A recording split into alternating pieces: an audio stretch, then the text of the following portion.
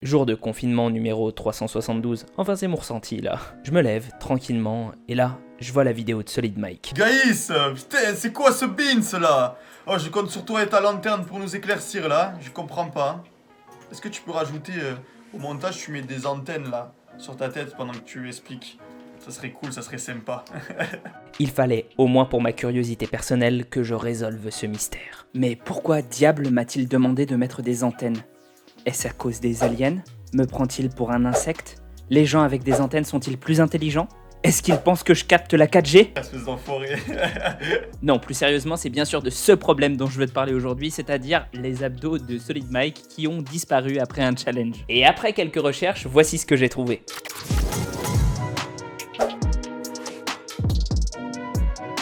Alors déjà, je ne suis pas médecin. La médecine, ce sont minimum 9 ans d'études et pas des petites années d'études. Non, c'est ultra vénère et le contenu à ingérer est juste monumental. Tout ce que je vais te décrire maintenant, ce sont des phénomènes physiologiques qui ont pu arriver à Solid Mike, mais ça n'est pas un diagnostic. Déjà, il faut bien écouter ce qu'il a à nous dire. Et le lendemain, les amis, j'avais tarpin mal aux côtes à gauche, tarpin mal. Mais je me suis pas dit, ouais, ça va faire un truc ou quoi. Je me suis dit, bon, c'est une courbature classique. Il n'a pas du tout eu mal sur le coup, le petit Mikey. Il s'est levé et puis le lendemain matin, il avait une douleur affreuse. Ça semble anodin, mais quand on parle par exemple de déchirure musculaire, même de quelques fibres, la douleur caractéristique se fait ressentir sur l'instant. Ce qu'on dit généralement, c'est que c'est comme si on t'avait mis un coup de couteau. Petite parenthèse, je le sais bien parce que je me suis déjà fait une élongation aux ischios. Et bordel, échauffez-vous même avant de vous lancer dans un sprint contre un bus ou un truc stupide comme un pari entre amis. Deuxième chose à savoir qui me semble encore plus écarter l'hypothèse de la déchirure musculaire, même légère, c'est qu'il peut bouger ses obliques sans souffrir le martyre. Et qu'il ne ressent pas de faiblesse particulière. Sinon, il aurait même du mal à simplement se tenir debout bien droit. Le fait que ses abdos soient voilés, ça veut simplement dire que l'édème, t'inquiète, si tu sais pas ce que c'est, on revient dessus juste après, mais retiens juste que c'est du liquide pour le moment, est entre la peau et ses obliques. Bah ouais, s'il était en dessous de tout ça, bah on verrait juste des obliques bien plus plaqués contre la peau ou hypertrophiés. Je pencherai donc sur une inflammation de ce qu'on appelle le tissu aponevrotique, à savoir celui qui entoure les muscles. On appelle aussi ça les fascias, parce que dans cette région, hormis ça, je vois pas ce qui aurait pu produire ce phénomène. En gros, il a dû avoir quelques fibres de ces mêmes fascias qui se sont légèrement lésées, mais pas un truc de ouf non plus. Ça a provoqué un gonflement. Mais du coup, pourquoi ça fait ça? Et c'est là, je trouve, que ça devient intéressant. En gros, ton corps a toujours un seul moyen de faire face à n'importe quelle agression, l'inflammation. Que ce soit les bactéries, les brûlures, les coupures, les virus et les blessures, du coup, c'est la même réponse. Intéressant, franchement. Mais je suis sûr que tu peux aller encore plus loin là. Parce que toi, Gaïs, quand tu fais une chose, tu la fais pas à moitié. Et c'est ça que je respecte et que j'apprécie chez toi. D'accord? Donc on veut savoir maintenant comment notre système fonctionne. Comment ça se fait qu'il réagit ainsi? Attention, c'est très simplifié. Eh bien, pour une lésion comme pour une attaque de virus, il va toujours y avoir un point commun. Tes cellules vont être détruites. Et ça fait à ce moment, ces cellules vont délivrer des substances qui, autrefois, étaient en elles. C'est un peu comme un chocolat à la liqueur, tu vois? Tant que t'as pas croqué dedans, tu sens le chocolat. Mais une fois que tu l'as fait, c'est la liqueur qui arrive. Eh bien, cette liqueur du chocolat cassé, c'est ce qui signale à ton corps que ça va mal. Ça va provoquer la vasodilatation des capillaires à proximité et ça va augmenter la perméabilité de leurs membranes. Rien compris, moi. Pour te la faire avec des mots plus simples, ils grossissent et les membranes deviennent poreuses, donc elles peuvent laisser passer des substances. Ces substances sont à la fois des fluides qui auront pour action de faire gonfler la partie ciblée, et c'est plutôt bien joué puisque ça va isoler ça du reste du corps. Comme ça, il y a moins de risques que la substance qui a causé la mort de ces cellules se propage à tout le reste de l'organisme. Mais il y a aussi des globules blancs qui vont se précipiter sur le site de la lésion ou de l'infection, ou bref, de là où il y a des cellules mortes. Ceux-ci auront pour fonction de déblayer les restes de ces mêmes cellules mortes. Ça va permettre de soit les évacuer par la circulation sanguine, soit au contraire de récupérer peut-être les matières premières pour faire d'autres trucs. Dans le cas de virus ou de bactéries, ça va aussi les bouffer et on espère les faire disparaître. Voilà pourquoi Mikey a les abdos voilés, et il y a de grandes chances pour que dans quelques jours, quand tout ça aura suivi son cours, ça revienne à la normale. Bon, je tiens à dire que Gaïs, tu es un génie. C'est du génie tout craché, c'est du Gaïs tout craché.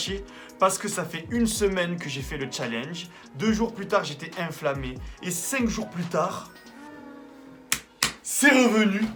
incroyable. C'était tout juste dans tes calculs. C'est un truc de fou. Donc rien que pour ça les gars, pensez à liker sa vidéo, à vous abonner, à regarder les pubs de sa vidéo en entier, comme ça le khalasse un petit peu. Bon, mais alors comment éviter ce type de blessure? Parce que je t'ai pas fait cette vidéo uniquement pour te parler de Solid Mike. Même s'il a un de ses beats bodybuildés au poil. Espèce d'enfoiré. Je pense aussi que ça peut être une bonne occasion, ce confinement, de se rappeler des règles de base, parce qu'il y a beaucoup de personnes qui soit se mettent au sport, soit se mettent à en faire beaucoup plus que d'habitude. Premier conseil basique, mais que tout le monde devrait connaître, bien s'échauffer. Je vais te la faire super simple, tu dois progressivement amener du sang à tes muscles et augmenter leur température intramusculaire, ainsi que déverrouiller tes articulations histoire de gagner quelques petits degrés d'angle articulaire. Et puis avant de commencer un exercice qui va faire travailler de façon intense un groupe musculaire, essaye de faire des choses pour ce groupe musculaire là, peut-être un peu plus lente, peut-être un peu plus facilement. Voilà quoi. Utilise ton bon sens. Et au pire, si t'es perdu, il me semble que j'avais déjà fait une vidéo à ce sujet il y a un petit moment. Le deuxième conseil, c'est d'y aller mollo en termes d'augmentation du volume d'entraînement. Tu passes pas de 0 à 500 burpees en une seule séance. N'est-ce pas Solide? Ou Mike? Ou Solid Mike? Espèce d'enfoiré. En plus, ce qu'on sait et ce qu'on a remarqué à force d'études scientifiques répétées, c'est qu'on a un effet d'adaptation. C'est-à-dire que si tu commences mollo sur une semaine, la semaine d'après, tu vas avoir bien moins de courbatures si tu attaques sur un entraînement intense que si tu avais fait l'entraînement intense dès la première semaine. Donc tu n'as que des bénéfices à commencer mollo. Mon troisième conseil, ce serait d'essayer de distinguer les effets des blessures des simples choses que tu vas avoir dans le sport de façon générale. Genre les courbatures, bon, certes, ça fait mal, mais c'est pas très grave. Une déchirure, c'est pas la même, et alors une rupture tendineuse encore moins. Je ne suis encore une fois pas médecin, mais si ta blessure elle te fait vraiment mal, qu'elle te fait mal tout le temps, et pas uniquement quand tu appuies ou que tu bouges, c'est pas bon signe. Si en plus de ça, la partie qui te fait mal a gonflé, est rouge, est chaude, ouais, là, t'es en face d'une vraie blessure. Bon, et le conseil numéro 4, c'est et qu'est-ce qu'il faut faire maintenant si tu te blesses vraiment?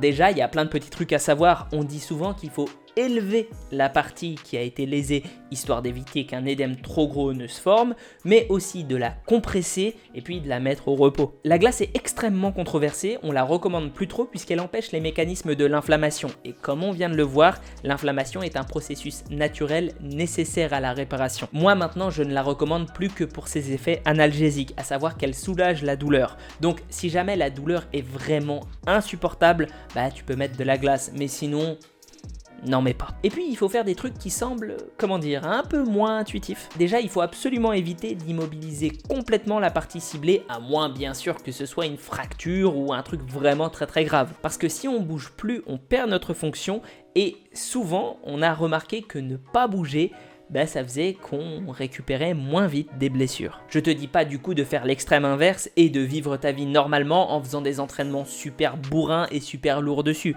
Non, voilà, faut garder une certaine mesure quoi. Mais faut pas non plus faire le fragile et même on a certaines études qui vont jusqu'à dire que l'entraînement avec une douleur modérée qui n'aggrave pas la douleur de la blessure, c'est un bénéfice. Donc on est un petit peu dans la philosophie du no pain no gain, mais en vrai, fais pas le fifou, va voir un professionnel de santé. J'espère que cette courte vidéo anecdotique avec la participation de Solid Mike t'aura plu.